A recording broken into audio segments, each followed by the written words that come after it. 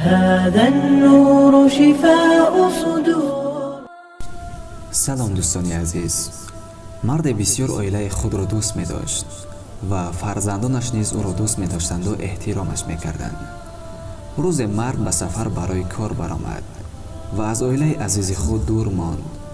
پس از مدت‌های انتظاری به آنها نامه نوشت. فرزندانش که از سبب سخت احترامش می کردند این نامه پدر را نکشودند.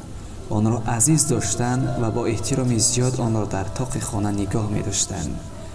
خلاصه هر نامه‌ای که می رسید از پدر کلام احترام آن را نگاه داشته دست به آن نمی رسانیدند. گذشت مدت مرد به خانه برگشت که در خانه غیر از پسر خردی‌اش کسی نیست.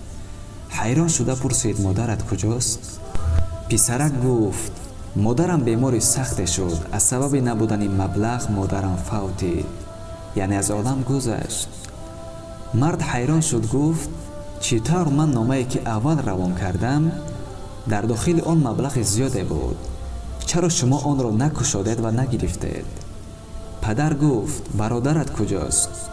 پسرک گفت او با رفیق‌های بد آشنا شده بیراه شده است و به خانه نمی آید.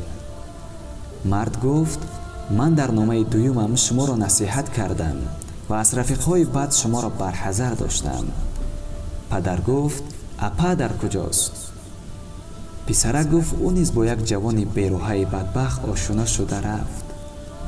پدر گفت من در نامه آخرینم شما را از بیراهی و بدبخت بودن آن جوان آگاه کرده بودم، چرا نخواندید نامه مرا؟ پسرک گفت پدر جان، از سبب احترامی که نسبت به تو داشتیم آن نامه ها را از چنگ و خاک پاک میکردیم و باز به جایش میماندیم. کمی درباره این عائله فکر کنی. با مانند آن می نماید که ما نیز قرآن را با احترام زیاد در تاقچه خانه نگاه می داریم و او را نمی خوانیم و از آن استفاده نمی بریم. قرآن که راهنمای زندگی من و شماست، آن را نمی خوانیم مثل پسران این مرد که نامه های پدر را نکشادند و همه را از دست دادند. ما نیز اگر از قرآن خوانی دوروی جوییم و آن را همچون یک چیز مقدس عزیز دانیم و آن را نخوانیم و عمل نکنیم، روزی به مثل این عائله گمراه و نابود می شویم. خداوند همه ما را توفیق بندگی عطا کند و مهر تلاوت قرآن را در دلهایمان جای دهد و عمل کردن آن را به ما نصیب کند. السلام علیکم و رحمت الله و برکاته.